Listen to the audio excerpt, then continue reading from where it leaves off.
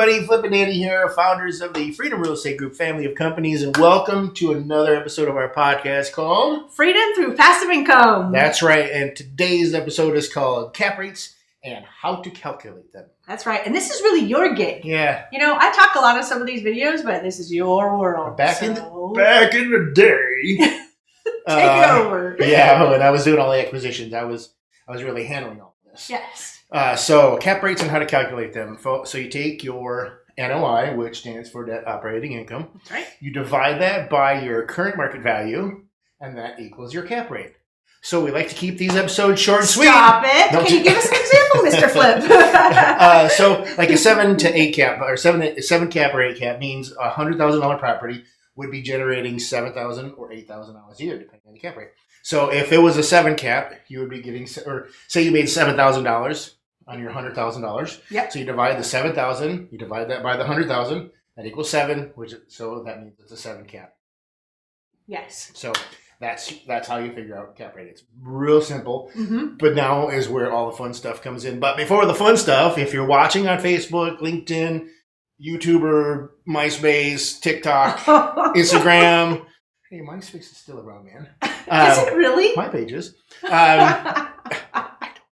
But now is your time to smash that love button. You see, we've got our little Reese's love candy already. Thank you, Betty. It's the middle of January. We already have love candy. Because Betty's awesome. That's right. So make sure you hit that like button, the love button. Anyway, so going on. Helps our YouTube algorithm. Yes, it helps all the social media platforms. That's why we're asking you to do Yeah. it, because it really kind of boosts it, helps us share it, Yep. etc. So thank you in advance. That and I stay awake at night going. I'm just kidding. It's actually me. I'm Yeah. like, oh, they didn't like that No video. one liked that video.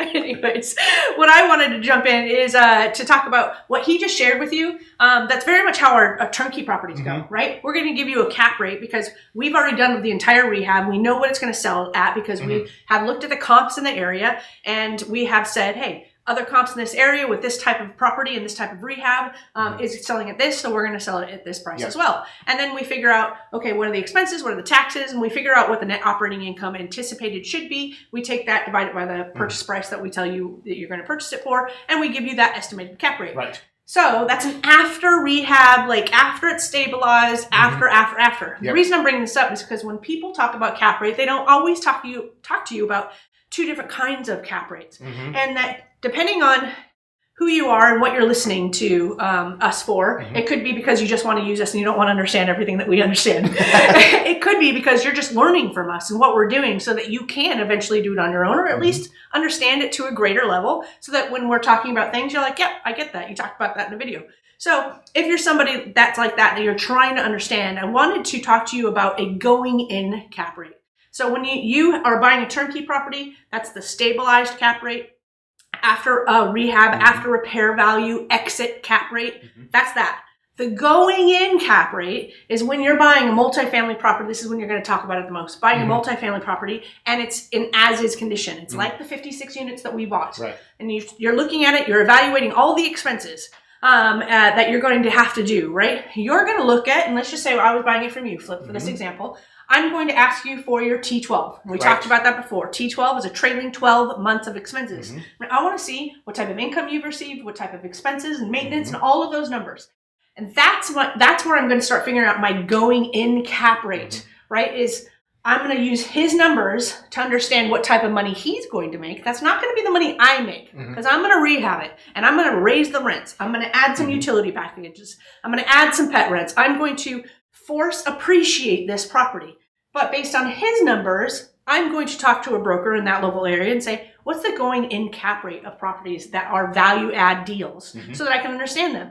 We just did this very recently, and this particular broker said, hey, in this area pre-COVID, it was 6-7. Right now, I would say 6.5. You could probably even go 5.5, maybe even 5.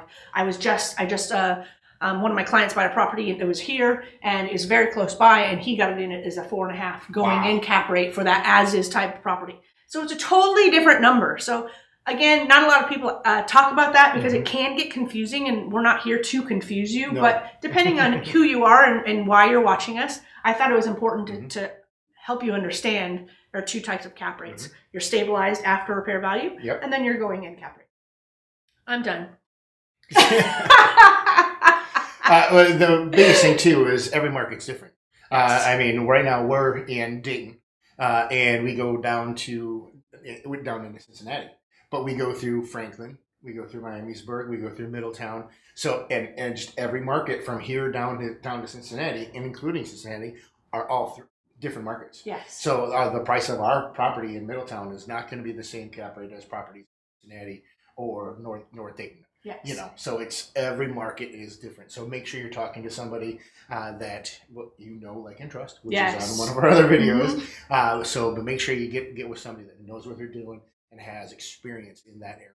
Yes, that's 100% truth. Rely on a good team. That's right.